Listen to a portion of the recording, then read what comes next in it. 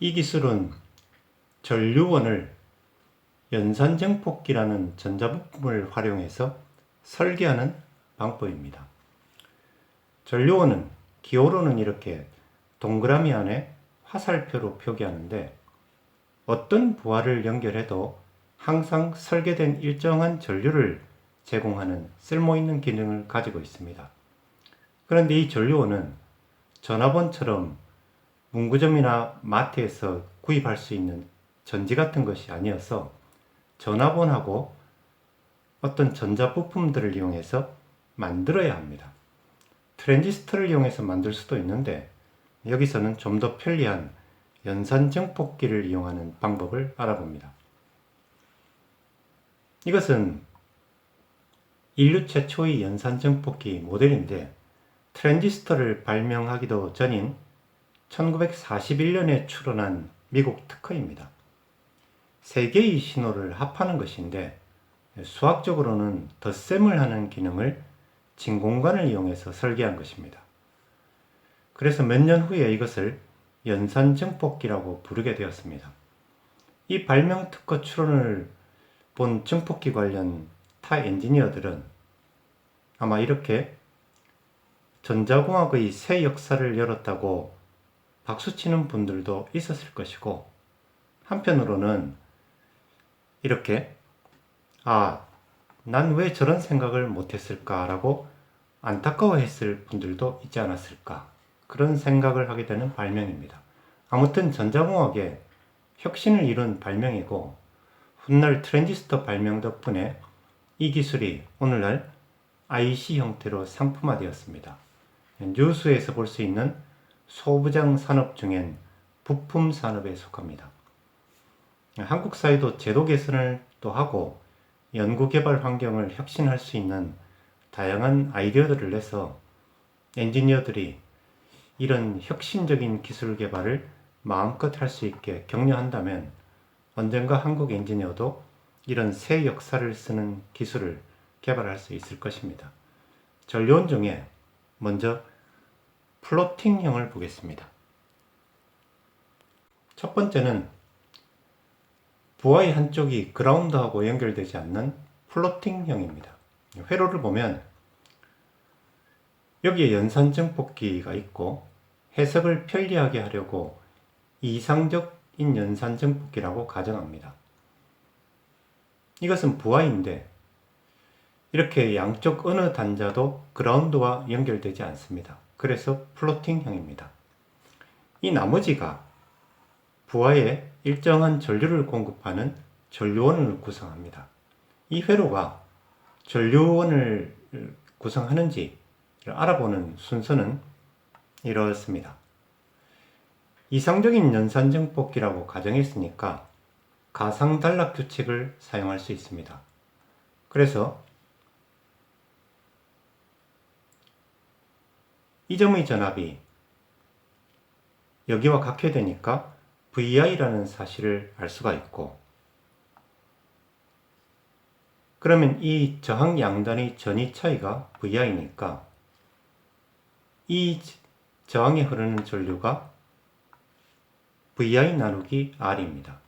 그런데 이상적인 연산정폭기는 입력 단자들에 흐르는 전류가 없으니까 이 점에서 키로프의 전류법칙을 적용하면 부하 전류가 바로 IR이라는 사실을 알 수 있습니다. 이런 해석 결과를 보면은 이 부하에는 부하 저항과 아무런 함수 관계를 갖지 않는 전류가 흐릅니다. 바꿔 말하면 전류원을 만들었다는 뜻이 됩니다. 여기서 주의할 점이 있습니다. 이 질문은 어떤 저항값을 갖는 부하를 연결해도 되냐 하는 뜻인데, 그런 질문을 한 이유는 이 부하 전류를 이론적으로 유도하는 과정에서 부하에 어떤 제한도 두지 않았기 때문입니다.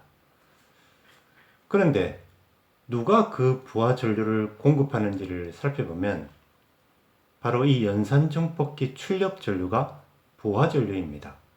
그렇다면 직접 회로로 제품화된 연산정폭기는 어떤 제품이라 해도 무한대의 출력 전류를 제공하진 않을 것이니까 사용한 연산정폭기의 제품 사양에 정해진 출력 전류에 한계가 있습니다. 그래서 그 제품에 정해진 한계보다 낮은 부하 전류만 제공할 수 있다는 사실에 주의를 해야 합니다. 만약 더 큰 전류를 필요로 한다면 트랜지스터를 연산정폭기 출력에 연결하는 방법도 있습니다. 그리고 이 모델은 부하의 한쪽이 그라운드하고 연결되지 않는 문제점을 가지고 있기 때문에 다음엔 그라운드형 모델을 보겠습니다. 이회로는 부하의 한쪽 단자가 그라운드에 연결되어 있습니다. 이 경우에도 이 연산정폭기는 이상적이라고 가정합니다. 플로팅형 해석처럼 순서대로 이렇게 해석해 보겠습니다. 이상적인 연산정폭기니까 가상단락 규칙을 이용하면은 이 점의 전압이 바로 VL입니다. 그러면 이 전류는 저항 양단의 전이차를 저항으로 나누어서 이렇게 구할 수 있습니다.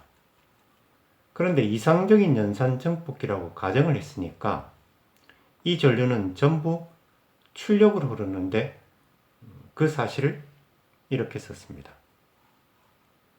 그러면 출력 전압은 키로프의 전압 법칙으로 이렇게 표현하고 여기서 이 전류 대신에 이 식을 대입을 하면은 출력 전압을 이렇게 쓸 수 있습니다. 마지막으로 이 점에서 키로프의 전류 법칙을 적용하면 이런 관계식을 만들 수 있고 여기서 이 부하 전류 식을 구하면은 이 식을 찾을 수 있는데 그 결과식을 보면 부하 전류가 부하하고는 상관없다는 사실을 알 수 있습니다. 즉 전류원을 만든 것입니다. 참고할 사실은 유도는 전압원이 두 개인 일반적인 형태로 했지만은 전압원 두 개 중에 하나를 없애도 여전히 전류원이라는 것입니다. 이상 전류원 회로 해석 방법을 알아봤습니다. 다음번에는 이 전류원에 관한 기술고시 문제를 보겠습니다. 재미있었나요?